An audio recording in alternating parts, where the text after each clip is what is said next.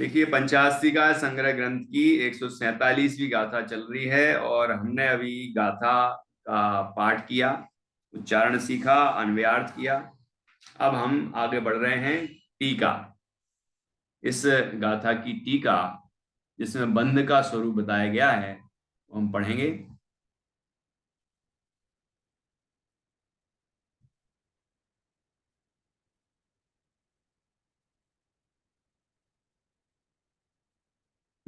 Doctor Nidhi ji, आप टीका पढ़िए। टीका। यह बंध के स्वरूप का कथन है। यदि वास्तव में यह आत्मा अन्य के पुद्गल कर्म के आश्रय द्वारा अनादिकाल से रक्त रहकर कर्मोदय के प्रभाव युक्त रूप वर्तने से उदित प्रकट होने वाले शुभ या अशुभ भाव को करता है, तो वह आत्मा उस निमित्त भूत भाव द्वारा विविध पुद्गल कर्म से बद्ध होता है। इसलिए यहाँ ऐसा कहा है कि मोह राग द्वेष द्वारा स्निग्ध ऐसे जो जीव के शुभ या अशुभ परिणाम वह भावबंध है, और उसके शुभाशुभ परिणाम के निमित्त से शुभाशुभ कर्म रूप परिणत पुद्गलों का जीव के साथ अन्योन्य अवगाहन विशिष्ट शक्ति सहित एक क्षेत्रावगाह संबंध यह द्रव्य बंध है। ठीक है। तो जैसे कि सभी जगह द्रव्य और भाव का भेद किया जा रहा है, द्रव्य पुण्य, भाव पुण्य, है ना, द्रव्य पाप भाव पाप, ऐसे द्रव्य भावाश्रव द्रव्याश्रव, भाव बंध द्रव्य बंध, भाव संवर द्रव्य संवर, भाव निर्जरा द्रव्य निर्जरा, ऐसे यहाँ पर भाव बंध द्रव्य बंध इस तरह किया। तो भाव में लेना जीव के परिणाम, जीव के भाव, ठीक है। और द्रव्य बंध, द्रव्य में लेना है पुद्गल। तो यहाँ पुद्गल का जो बंध होता है जीव के साथ, उसको द्रव्य बंध कहा गया है। देखिए, यदि वास्तव में यह आत्मा अन्य के अर्थात पुद्गल कर्म के आश्रय द्वारा, अर्थात पुद्गल कर्म जो पूर्व से बंधा हुआ है उसका उदय आया, उसका उदय आया और जीव उससे जुड़ा, उस उदय से युक्त हुआ, है ना। तो क्या होता है, यदि वास्तव में यह आत्मा अन्य के अर्थात पुद्गल कर्म के आश्रय द्वारा अनादिकाल से रक्त रहकर, कब से, अनादिकाल से रक्त रहकर मतलब विकार भाव रूप पणमन करता है करके, ये अनादिकाल से ही कर्मों का, पूर्वबद्ध कर्मों का, द्रव्य कर्म का उदय आता है और जीव उसमें जुड़ता है और नए विकार भाव रूप पणमन करता है। नए विकार उत्पन्न होते हैं, शुभ शुभ भाव होते हैं, तो नए कर्मों का आश्रय बंद होता है। फिर वो नए जो आए अब वो बाद में पुराने हो जाएंगे, मतलब वो फिर आएंगे उदय में। ऐसी श्रृंखला अनादि से चल रही है। तो प्रवाह रूप से ये अनादिकाल से ये परंपरा चलती हुई आ रही है। वो यहाँ पर बताया है कि यदि वास्तव में यह आत्मा अन्य के आश्रय द्वारा रागादि अनादि काल से रक्त रहकर कर्मोदय के प्रभाव युक्त रूप वर्तने से, कर्मोदय के, कोई भी कर्म का उदय, यहाँ मुख्य रूप से समझना मोहिनी कर्म का उदय, क्योंकि यहाँ शुभ शुभ भाव की बात की है। शुभ अशुभ भाव के उत्पन्न होने में मोहिनी कर्म का उदय निमित्त होता है, ठीक है। और वही प्रबल कर्म है, वही मुख्य कर्म है, वही नवीन बंध का कारणभूत कर्म है, ठीक है। उसका उदय होने पर जीव को शुभ शुभ भाव होते हैं और शुभ शुभ भाव होने से नया बंध होता है। तो उसको ही मुख्यता दी गई है। कर्मोदय से समझना कि यहाँ मोहिनी कर्म के उदय की ही बात है। तो कर्मोदय के प्रभाव युक्त, बाकी में भी यही है, दूसरे कर्म का जब कर्मों का उदय आता है और जीव उसके उदय से युक्त होता है और अंदर में शुभ शुभ भाव होते हैं, तो जीव को नया बंध होता है ना। लेकिन जो शुभ शुभ भाव होते हैं उनके होने में मोहिनी कर्म ही निमित्त होता है, दूसरे कर्म निमित्त नहीं होते, ठीक है। तो कर्मोदय के प्रभाव युक्त रूप वर्तने से, कर्मोदय कर्म के उदय के प्रभाव से सहित हो गया, मतलब कर्म का उदय आया और जीव उदय में जुड़ गया, उदय के साथ जुड़ा, मतलब विकृत हुआ।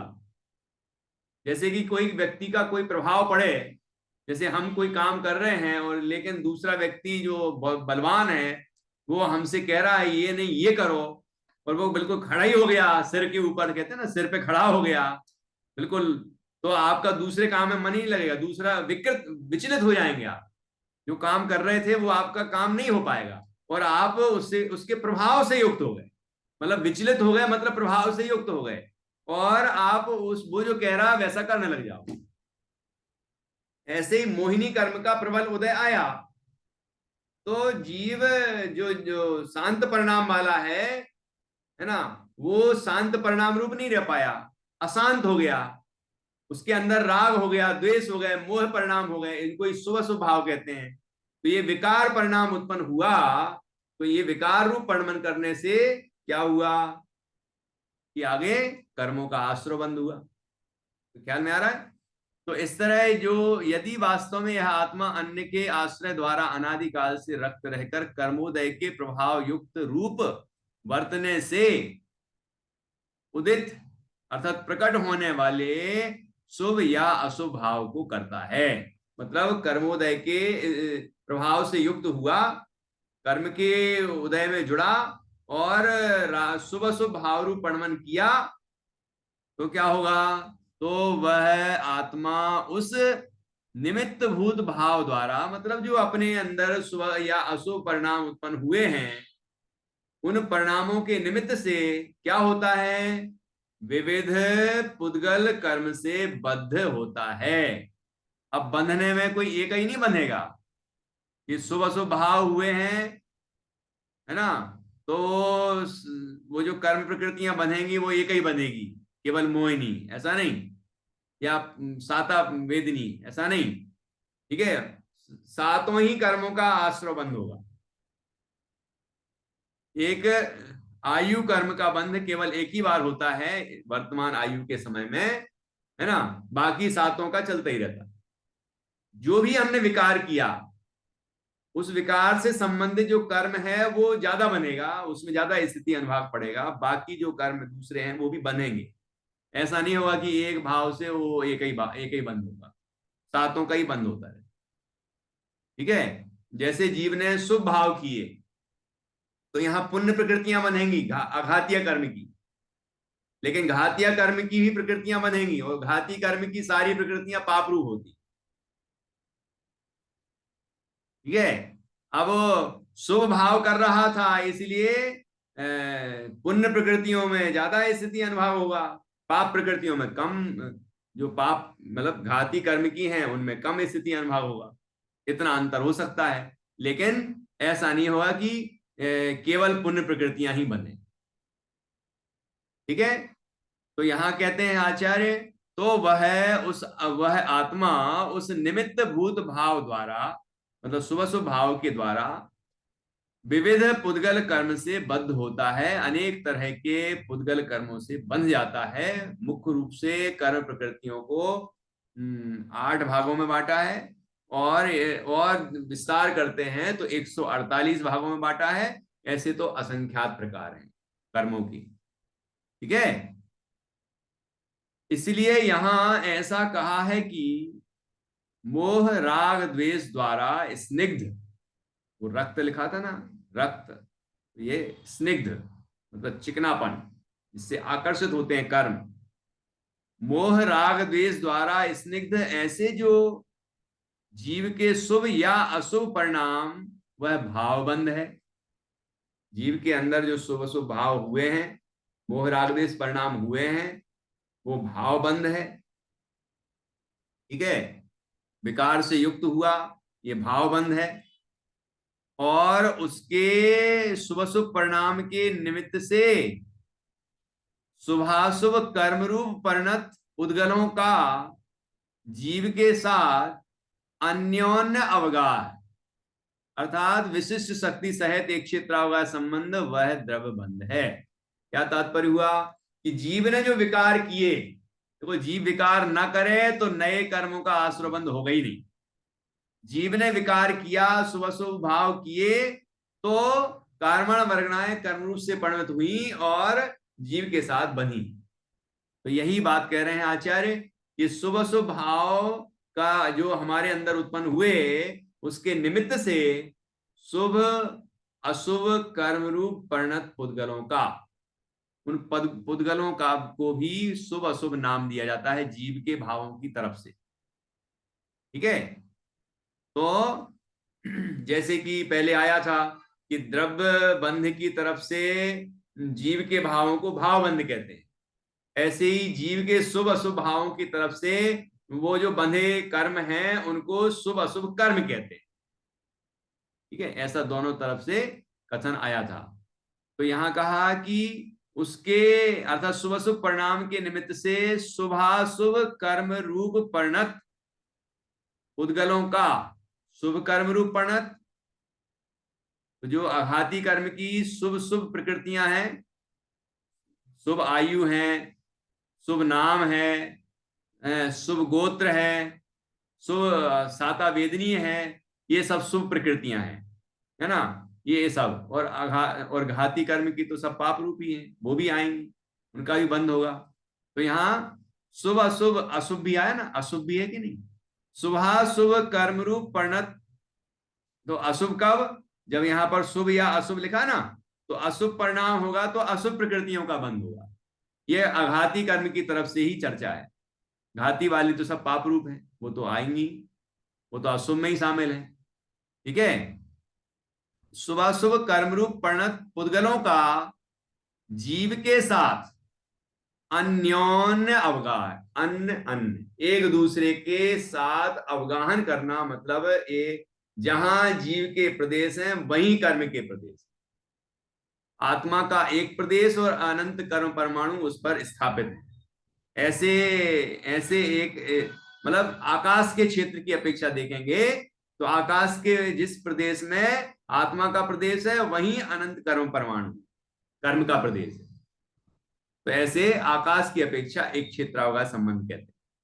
ठीक है, तो अन्योन्य अवगाहन, कैसा अवगाहन है, यहां पर ब्रैकेट में लिखा है विशिष्ट शक्ति सहित एक क्षेत्रावगाह संबंध। ये विशिष्ट शक्ति सहित क्यों लिखा, सामान्य लिख देते बस एक क्षेत्रावगाह संबंध, कि नहीं, कि जैसे हमारे साथ कार्बन वर्गणाओं का भी एक क्षेत्रावगाह संबंध है,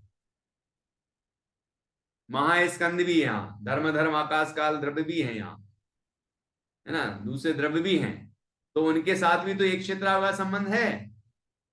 लेकिन हमारे लिए वो क्या कर रहे हैं, मतलब वो हमें किस तरह कोई प्रभावित थोड़ी कर रहे हैं कि उनका उदय आ रहा हो, कि हमारे परिणामों में उनका प्रभाव पड़े, कोई निमित्त नैमित्तिक कोई संबंध बने इस तरह का, है ना, जहां यहाँ जो चर्चा चल रही है उस तरह का, तो ऐसा नहीं है। लेकिन जो कार्बन वर्गणाएं कर्म रूप से परिणमित हो गई, वो कर्म रूप से परिणमित जो कार्बन वर्गणाएं हैं, मतलब कर्म परमाणु हैं, उनका जब उदय आता है तो जीव के अंदर, उनका तीव्र उदय आने पर जीव के अंदर विकार उत्पन्न होता है। उनके, या ऐसा कहें, उनके उदय आने पर जीव को विकार होने की संभावना होती, कि जीव को विकार हो सकता है लेकिन बाकी चीजों से नहीं हो सकता, है ना। इसलिए यहां लिखा विशिष्ट शक्ति से, मतलब उसकी अनुभाग सामर्थ्य, कर्मों की अनुभाग सामर्थ्य, फल देने की क्षमता, उससे जीव जीव के अंदर भी शुभ या अशुभ परिणाम उत्पन्न होते हैं। ठीक है, इसीलिए उस कर्म को, उन पुद्गल कर्मों को विशिष्ट शक्ति सहित एक क्षेत्रावगाह, एक क्षेत्र अवगाह संबंध वाला कहा गया है। तो उन कर्मों को क्या कहते हैं, जो कर्म आके आत्मा के साथ एक क्षेत्रावगाह संबंध स्थापित कर लेते हैं, उन कर्मों को कहते हैं द्रव्य बंध।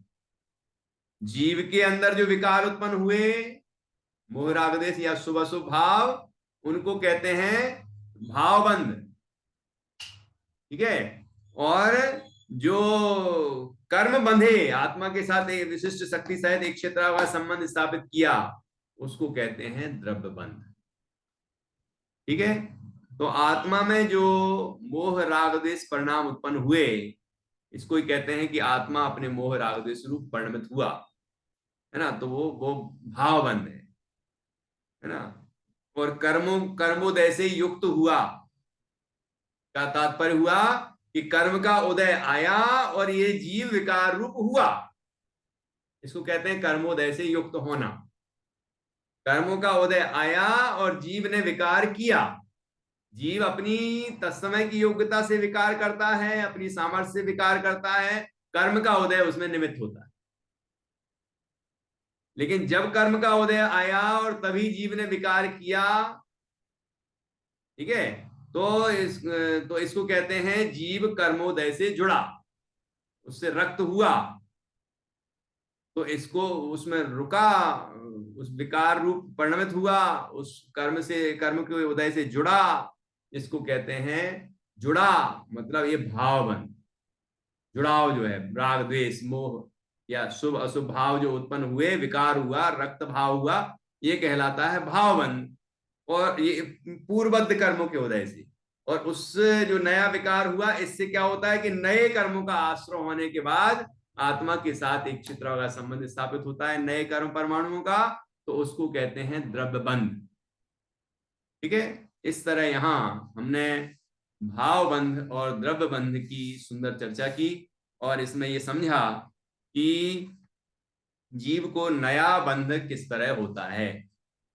जीव के शुभ शुभ भावों के निमित्त से नया बंध होता है, और जीव को शुभ शुभ भाव होने में पूर्वबद्ध कर्म निमित्त होते हैं।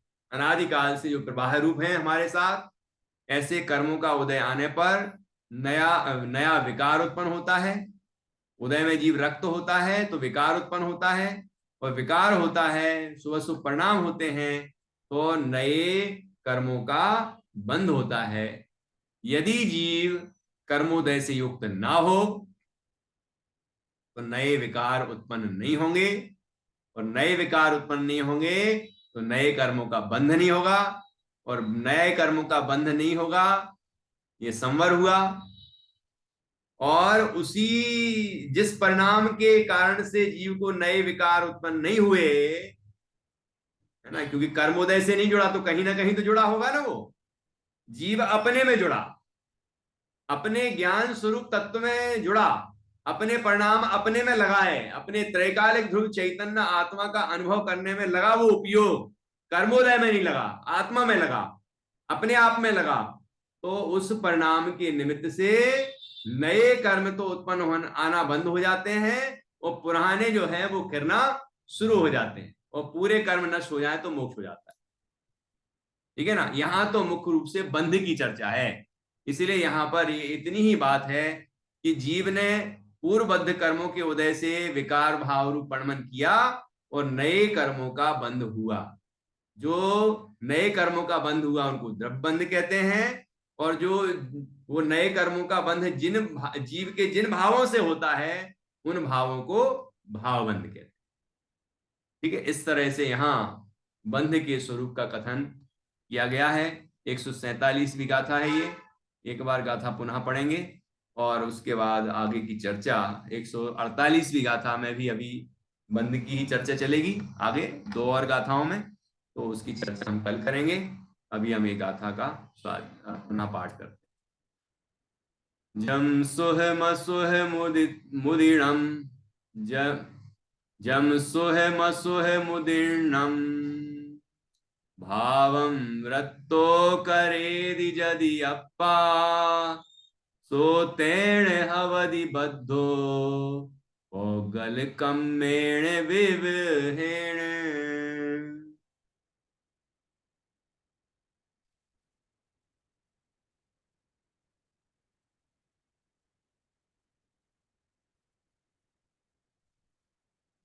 जिनवाणी सूत्र करेंगे हम।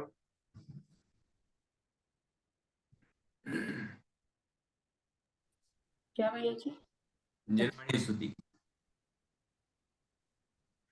निज निधि निज में बताई, यह अनंत उपकार है। इसके लिए जिन वाणी माँ वंदना शत बार है, वंदना शत बार है। गुरुद्वार सांग जिनवाणी माता की जय। महान जिन धर्म की जय। सभी 9 बार नमो का मंत्र के माध्यम से पंच परमेश्वर